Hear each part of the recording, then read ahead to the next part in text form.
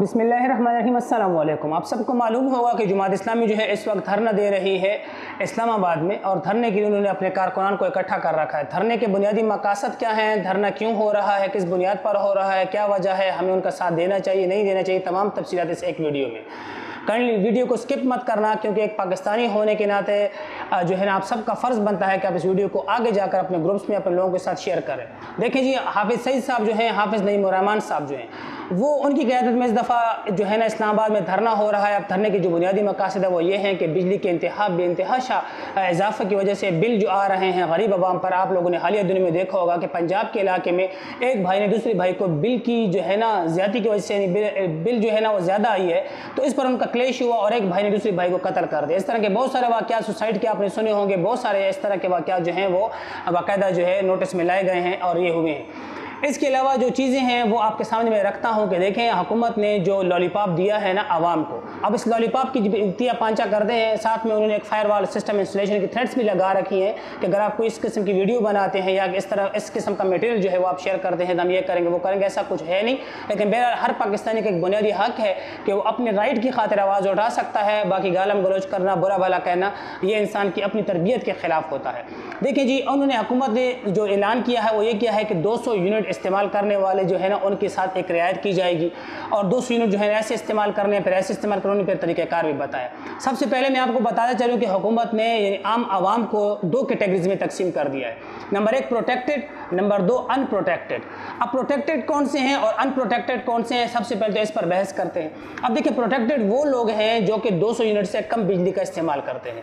मिसाल के तौर पर एक घर है, उसका जो अखराजात है वो 100+ यूनिट है या 165 है या 170 या 180 है, यानी अंडर 200 यूनिट्स है, तो ये प्रोटेक्टेड में आ गए। और जिस घर के जो है ना यानी बिजली जो कंज्यूमर है, बिजली जो कंज्यूम कर रहा है, तो उसके जो बिजली के बिल हैं वो 200+ यूनिट में आ रहे हैं, 201 आ रहे हैं या 200 से प्लस आ रहा है, तो वो अनप्रोटेक्टेड में आते हैं। अब प्रोटेक्टेड और अनप्रोटेक्टेड के लिए फ़ायदा और नुकसान है, पहले ये डिस्कस कर लेते हैं। सबसे पहले प्रोटेक्टेड को देख लेते हैं कि प्रोटेक्टेड के लिए क्या फैसिलिटीज़ है।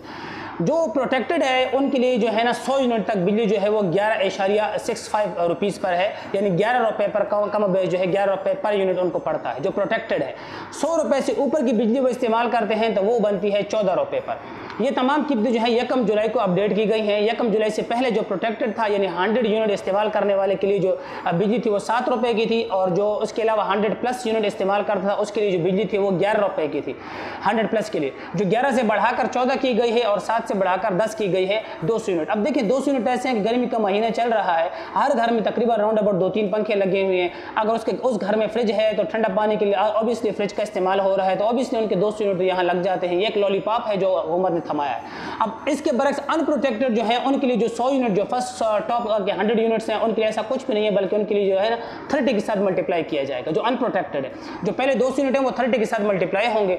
अब इसमें एक और चीज़ भी एडिशन है, इसमें एक और चीज़ एडिशन ये है कि अगर फॉर एग्जांपल एक घर है प्रोटेक्टेड में आता है और 200 यूनिट से वो कम बिजली इस्तेमाल कर रहा है, लेकिन गलती से एक महीना जून जुलाई की गर्मी में अगर उसने कोई फॉर एग्जांपल गलती से भी फ्रिज ऑन कर लिया या 2-3 पंखे ऑन कर ली, तो उनके लिए जो है ना अगले अगर यूनिट 200 से कम भी इस्तेमाल करे तो 6 महीने तक वो इसी हिसाब से बिल देंगे जो अनप्रोटेक्टेड है। यानी कि कहने का मकसद ये है कि जो प्रोटेक्टेड है लोग हैं जो 200 से कम यूनिट इस्तेमाल करते हैं, अगर गलती से भी उन्होंने 200 से एक दफ़ा भी यूनिट ज़्यादा इस्तेमाल कर लिए तो अगले 6 महीने तक उन पर यही बिल आएगा, यानी 200+ वाले का हिसाब उन पर आएगा। अब ये देखें लॉलीपॉप सा IPPs यानी इंडिपेंडेंट पावर प्रोड्यूसर जो है उनके साथ इनकी फिक्स्ड मुआहदे हुई हैं, वो जितनी बिजली पैदा कर रहे हैं उतना ही उनको पेमेंट दी जा रही है और वो उनको लूट रहे हैं। इसके खिलाफ जमात इस्लामी ने धरना दिया है कि भाई ये जो आवाम को आपने लॉलीपॉप दिया हुआ है और आवाम को जो है ना आपने लूट रहे हैं, बार बार आप आवाम को लूट रहे हैं और आवाम सुसाइड कर रहे हैं, तो ये आप क्यों कर रहे हैं। इसके बरक्स उन्होंने क्या किया कि पंजाब गवर्नमेंट ने क्या किया कि इस्लामाबाद में उन्होंने 144 सेक्शन उस पर नाफिज कर दिया। 144 का मतलब ये है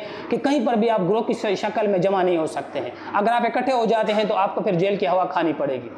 इसके अलावा और भी लाठीचार्ज किए गए हैं और उनके टॉप कायर को तंग किया गया है। पीटीआई ने वहाँ पर साथ देना चाहा, लेकिन पीटीआई पर ऑलरेडी आपको पता है कि बहुत सारी जो है ना पाबंदियाँ हैं जिसकी वजह से पीटीआई उनका भरपूर तरीके से साथ नहीं दे रही है। अलबत्ता कुछ कारकुनान ऐसे हैं पीटीआई के जो उनके साथ हैं, वर्कर्स हैं, और मैं कहता हूँ कि ये सिर्फ जमात इस्लामी का मसला नहीं है बल्कि ये तमाम पाकिस्तान का मसला है। इसके अलावा अगर देखें फॉर एग्जाम्पल एक बंदा जो है वो 200+ यूनिट इस्तेमाल कर रहा है, 30 के से मल्टीप्लाई किया जा रहा है, बाद अगर वो 300 से पलट जाता है तो फिर वैल्यू चेंज हो जाती है। फिर अगर वो मजीद पलटता है तो फिर वैल्यू चेंज हो जाती है। यूँ आपको बाज़ जगहों पर एक यूनिट जो है वो 6-7 हज़ार रुपये का भी पड़ रहा है।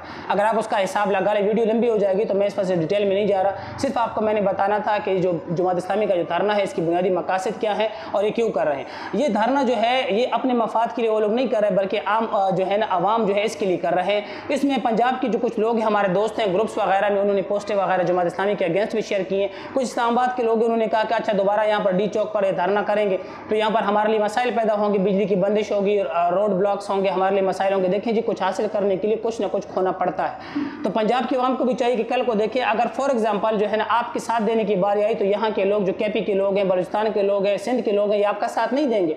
इसकी बुनियादी वजह यह है कि आप जो है ना रास्ते में सबसे बड़ी रुकावट आप खुद बन जाते हैं। हालांकि मतलब आप भी आवाम में आते हैं, आपके लिए भी यही रूल्स रेगुलेशन है जो कि सिंध, बलूचिस्तान या केपी के लिए हैं, आपके लिए भी यही चीज़ें हैं।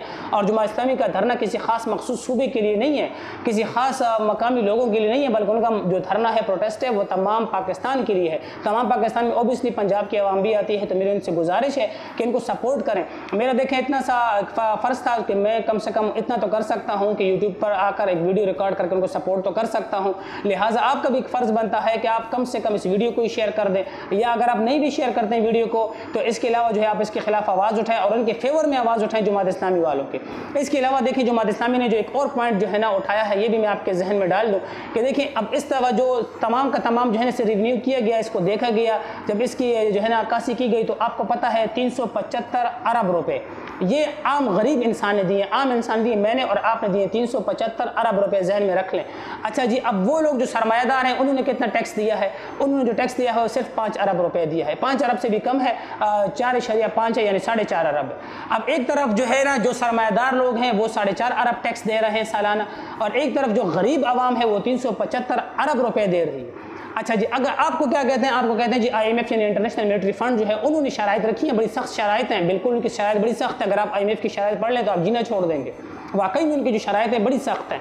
लेकिन उनकी शराइत में से एक शर्त ये भी है कि आप जो टैक्स हैं, यानी टैक्स जो है ये आप किन लोगों से इकट्ठा करें? जो सरमायादार हैं उन लोगों से इकट्ठा करें, जो कारखानेदार हैं उन लोगों से इकट्ठा करें, ना कि गरीब आवाम से। तो जब आपने IMF की इतनी सारी शराइत मानी है तो मेरे प्यारे जान, आप इस चीज़ की शराइत भी मान लेना कि आप टैक्स जो है गरीब आवाम से ना इकट्ठा करें, आप अमीर से इकट्ठा करें।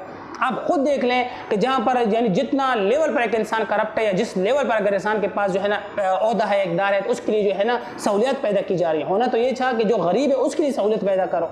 यहाँ पर आप जिस लेवल पर, जिस हाई लेवल पर आप अगर आप हैं और आप जो है ना 10 से 12 लाख रुपए सैलरी ले रहे हैं तो आपके लिए बिजली फ्री है, आपके लिए गैस फ्री है, आपके लिए इसके अलावा बहुत सारी सहूलतें हैं, आपके लिए पेट्रोल फ्री है, आपके लिए ड्राइवर है, आपके लिए क्लास 4 सारे अवेलेबल हैं, आपके लिए हर तबके के लोग आपके लिए फ्री हैं, आपके लिए हम भी फ्री हैं, हमें भी आप इस्तेमाल करते रहते हो। लेकिन अगर एक इंसान गरीब है तो गरीब इंसान क्या है कि वो अपना सब कुछ खुद ही करे।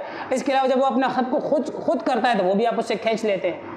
तो लोगों के पास जीने का जो आखिरी ऑप्शन था कि चलो जी कुछ ना कुछ करके हम जोड़ तोड़ के हम लोग जिएंगे, वो भी आप उनसे छीन रहे हैं। जो थोड़ी बहुत ऑक्सीजन मेरे रात में है ना, जो हम सांस ले रहे हैं, जो थोड़ी बहुत ऑक्सीजन हम में है, ये इस वजह से दिए कि वो चाहती नहीं कि हमारा गुलाम मर जाए। वो नहीं चाहते कि हमारा जो गुलाम है वो मर जाए, बजाय उन्होंने हमसे काम लेना है। भाई उन्होंने जो है ना इस अली को कभी नहीं मारना, इस वजह से भी नहीं मारना है कि उन्हें पता है कि जी यहाँ से हमें एक सांस आती है। हाँ, अगर अली उनके बीच में रिकॉर्ड बनेगा तो बेशक वो अली को भी मारेंगे। वो सबको मारते हैं, हर उस शख्स को मारते हैं जो उनकी सहूलियात में, जो उनके रास्ते में रुकावट की बाइस बनता है। जमात इस्लामी का धरना है, हाफिज नईमुर्रहमान साहब जो है वहाँ पर मौजूद हैं और वो अपने लोगों को अपडेट करते रहते हैं। इंतहाई सख्त गर्मी, 47 डिग्री की गर्मी चल रही है। आपको पता है कि कल का दिन और उससे पहले 21 जुलाई का दिन इंतहा सख्त गर्म दिन थे। इस गर्मी की शिद्दत तरीन गर्मी में वो आपके लिए गए हैं, आपके लिए उठे हैं। मेरा ताल्लुक जमात इस्लामी के साथ नहीं है और ना मेरा कोई इतना ज़्यादा शौक है कि मैं किसी पार्टी को जो है ना फेवर दूँ, लेकिन जब बात राइट की होती, जब बात हक और हकूक़ की होती है तो फिर उसके बाद हम सबको चाहिए कि हम न्यूट्रल हो जाए और पार्टीबाजी जो है इसको साइड पर रखें और अपने हक की खातिर निकलें। अगर मेरी बातें आपको सही लगी और अच्छी लगी हैं तो काइंडली इस वीडियो को ज़्यादा से ज़्यादा लोगों के साथ शेयर करें ताकि ज़्यादा से ज़्यादा लोग जो हैं वो अपने हक की खातिर बाहर हैं। अपना बहुत सारा ख्याल रखिएगा। अल्लाह।